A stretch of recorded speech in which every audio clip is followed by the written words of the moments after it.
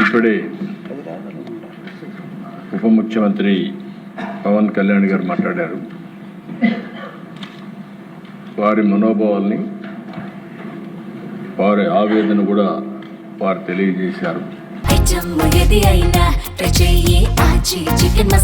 ఆచి చికెన్ మసాలా మనం అందరం కూడా రిపీటెడ్గా వెంకటేశ్వర స్వామి దగ్గరికి వెళ్ళి ఆయన మొక్కుకొని తద్వారా మనం ఏ బాధ ఉన్నా ఏ ఇబ్బంది ఉన్నా ఆయనకు అప్పచెప్పే పరిస్థితుంది.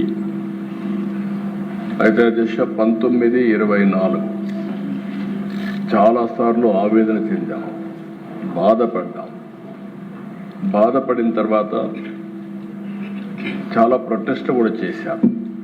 రాష్ట్రంలో వెంకటేశ్వర స్వామికి అన్యాయం జరుగుతూ ఉంది, దేవాలయాల పైన దాడులు జరుగుతున్నాయి, ఎవరన్నా ఎదిరించి మాట్లాడితే వాళ్ళందరి మీద విపరీతమైనటువంటి కేసులు పెట్టి హెరాస్ చేసే పరిస్థితి వచ్చింది. నేను కూడా ఒక బాధితుడిని. రాముడి తల తీసేస్తే అక్కడికి పోయి అక్కడ ఏం జరిగిందో వాస్తవాన్ని ప్రజలకు తెలియజేయాలనుకుంటే తిరిగి నా మీదనే కేసులు పెట్టే పరిస్థితికి వచ్చారు. అలాంటి పరిస్థితులన్నీ చూసాం. అందుకే నేను ముఖ్యమంత్రి అయిన తర్వాత మొట్టమొదటి సంతకం ఒక ప్రిన్సిపల్ సెక్రటరీని వేసుకోవాలి, అప్పుడే బిజినెస్ అంతా వాళ్ళు చేస్తారు. అది వేసిన తర్వాత రెండో సంతకం తిరుమల తిరుపతి దేవస్థానం ప్రక్షాళన కోసం ఈవోని నామినేట్ చేశాను. తద్వారా దీన్ని పూర్తిగా ముందు తీసుకుపోవడం కోసం ఆ రోజు శ్యామలరావు గారిని వేశాం. ఇప్పుడే ఉప ముఖ్యమంత్రి గారు అన్నారు, ఎన్డీఏ మీటింగ్లో నాకు వచ్చిన రిపోర్ట్, ఆ రిపోర్ట్ బేస్ చేసుకొని ఆ రోజు ఎన్డీడీబీ ఏదైతే ఇచ్చారో ఆ రిపోర్ట్ నేను చెప్పాను. అక్కడి నుంచి జరిగిందంతా కూడా మీరు ఒకసారి చూస్తే ఈరోజు ఈ యొక్క సమాచారం అంతా కూడా ఇక్కడ ఉండే సభ్యులంతా కూడా మీరే కాదు, రాష్ట్రంలో ఉండే ప్రజలంతా ఆవేదనతో ఉన్నాం, ఆందోళనతో ఉన్నాం. అందరి మనోభావాలు కూడా దెబ్బతినే పరిస్థితికి వస్తుంది. నేను కూడా 45 సంవత్సరాలుగా రాజకీయాల్లో ఉన్నా. రేపు 28కి 50 సంవత్సరాలు అవుతుంది. అయితే మీరు గుర్తుపెట్టుకోవాల్సింది, నేను ఎప్పుడు కూడా వెంకటేశ్వర స్వామి మా ఇంటి కుల దైవం. ఏ కష్టం ఉన్నా బాధలున్నా ఆయనకి చెప్పి ముందుకు పోవడం తప్ప వేరే మార్గం లేదు. మళ్ళీ మళ్ళీ చెప్తున్నా, ప్రతిరోజు నేను ఒక 2 నిమిషాలు ఆయన ఫోటో పెట్టుకొని ప్రార్థన చేసి మంచి మనసునివ్వండి, మంచి పని చేయడానికి ఆశీర్వదించమని కోరుకుని అక్కడి నుంచి భారం అంతా దేవుడి పైన వేసి ఇంతవరకు పనిచేస్తూ వచ్చాను. అదే నా శక్తి, దానివల్ల నేను ముందుకు పోతున్నానని చెప్పి కూడా మరొక్కసారి మీ ద్వారా తెలియజేస్తున్నాను. అందుకే అనేక సార్లు చెప్పాను, సాక్షాత్ వెంకటేశ్వర స్వామి నా మీద 23 క్లేమోర్ మైన్స్ బ్లాస్ట్ చేస్తే నన్ను కాపాడింది ఆ దేవుడు తప్ప, ఇది నాకు పునర్జన్మ తప్ప ఇంకోటి కాదు. అలాంటి నా జీవితంలో మీరు చూస్తే ఎప్పుడు కూడా వెంకటేశ్వర స్వామికి దగ్గరలో నేనున్నా. ఎంతోమంది దగ్గరికి వచ్చి ఉద్యోగాలు కానీ షాపులు కానీ అక్కడ ఇంకోటి చేయాలంటే ఎప్పుడు నేను ఇల్లు కాలేదు. నేను ఇప్పటికి కూడా ముఖ్యమంత్రిగా ఉన్నా, ప్రతిపక్షంలో ఉన్నా, నేరుగా క్యూలో వెళ్ళి దర్శనం చేసుకొని వచ్చాను తప్ప ఇంకోటి కాదు. ఎందుకంటే మనం చేసేదానికి సేవ చేయాలి. ఆ సేవలో మనం ఉంటే రాష్ట్రానికి మంచి జరుగుతుంది, అందరికీ మంచి జరుగుతుంది. మనం ముందుకు పోతున్నాం. అధ్యక్ష, నేను ఆ రోజు కూడా అధ్యక్ష మనందరం గుర్తుపెట్టుకోవాలి, నేను సిద్ధాంతపరంగా పోరాడాను. తీవ్రవాదుల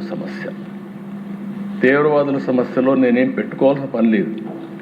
నేను ఒక సిద్ధాంతపరంగా ఇది జరగదు, దీంతో రాష్ట్రం దేశం నష్టపోతుంది కాబట్టి మీరు కూడా మెయిన్ స్ట్రీమ్ లేక రమ్మంటే వారు రాలేదనే ఉద్దేశంతో ఆ రోజు రాష్ట్రంలో ఉండే ప్రత్యేకమైన పరిస్థితులపైన పోరాడాం. కడాన నా మీద వాళ్ళు ఇది చేసే పరిస్థితి వచ్చారు. నేను ఆ రోజు ఏదైతే చెప్పానో ఈరోజు తుది దశకు కూడా తీవ్రవాద సమస్య చేరే పరిస్థితి వచ్చింది. అంటే నిన్న మనం చూస్తూ ఉంటే టాప్ లీడర్స్ అందరూ కూడా సరెండర్ అయ్యే పరిస్థితికి వచ్చారు. దేశంలో కేంద్ర ప్రభుత్వం చొరవతో ఈ యొక్క నక్సలిజం కూడా మార్చి లోపల ఎక్కడా లేని పరిస్థితి వస్తుంది. అయితే అధ్యక్ష, ఇక్కడ ఒకసారి మీరు చూడాల్సింది, రాష్ట్ర ప్రజానీకం కూడా ఇప్పుడే ఆవేదన మీరు తెలియజేశారు. అందులో ఉండే కుట్రపూరితమైనటువంటి చర్యలు కూడా మనం గుర్తుపెట్టుకోవాలి. నేను ఒక లడ్డు విషయమే నేను మాట్లాడడం లేదు. ఈ రాష్ట్రంలో బ్రిటిష్ వాళ్ళు పరిపాలించినప్పుడు కూడా వెంకటేశ్వర స్వామి జోలికి రాలేదు. అలాంటిది ఈరోజు ఒక లడ్డు విషయంలోనే కాకుండా అనేక విషయాల్లో ఏం చేశారో మనం ఒకసారి ఆలోచిస్తే మనలో ఉండే ఆవేదన, లేకపోతే మనం ఏం చేయాలనో బాధ్యత గుర్తొస్తుంది అధ్యక్ష. అందుకని దీంట్లో కుట్ర కోణం ఉంది. ఒక సిండికేట్గా ఏర్పడే పరిస్థితి వచ్చారు. ఇవన్నీ కూడా ఫారెన్సిక్ ఎవిడెన్స్లో చాలా వరకు ప్రూవ్ అయినాయి. దీన్ని ఏ విధంగా ముందుకు తీసుకుపోవాలో కూడా మనం మాట్లాడుకోవాల్సిన అవసరం ఉంది అధ్యక్ష. నెక్స్ట్ ఇక్కడ మీరు చూస్తే అధ్యక్ష, నేను అందుకే మహాపాపం అన్నాను. దీన్ని 59,71,000 కేజీలు ఈ యొక్క అడల్టరేషన్ జరిగింది. కల్తీ నెయ్యి వినియోగం చూస్తే 234,51,00,000 నిధులు ఖర్చు పెట్టారు. అదే కాకుండా ఆర్గనైజ్డ్ నేరంతో లడ్డు ప్రసాదం అపవిత్రం చేశారు. ల్యాబ్లకు కన్నుగప్పి టెండర్లు దక్కించుకొని, అంటే లీనియంట్వి లేకపోతే ఇది జరిగేది కాదు.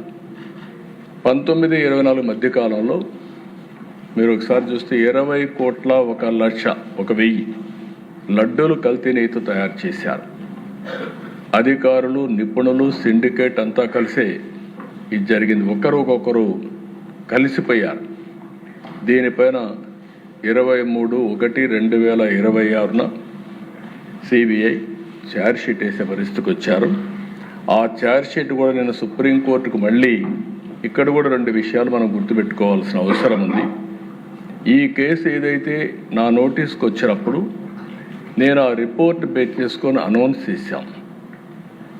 ఉప ముఖ్యమంత్రి గారు చెప్పినట్టు ఆ రోజు మేము అందరం కూడా ఆలోచించుకొని అనౌన్స్ చేశాం. అనౌన్స్ అంటే నేను చెప్పాను, అడిగితే కూడా నేను వివరాలు చెప్పాను. అది అయిన తర్వాత దీని మీద ఒక సిట్ వేయాలని మేము ఆలోచించాం.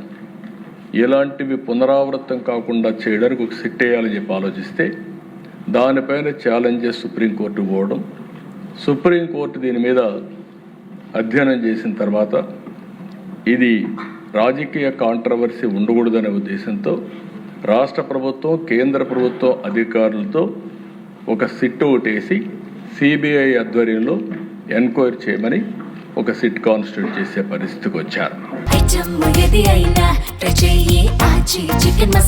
ఆచి చికెన్ మసాలా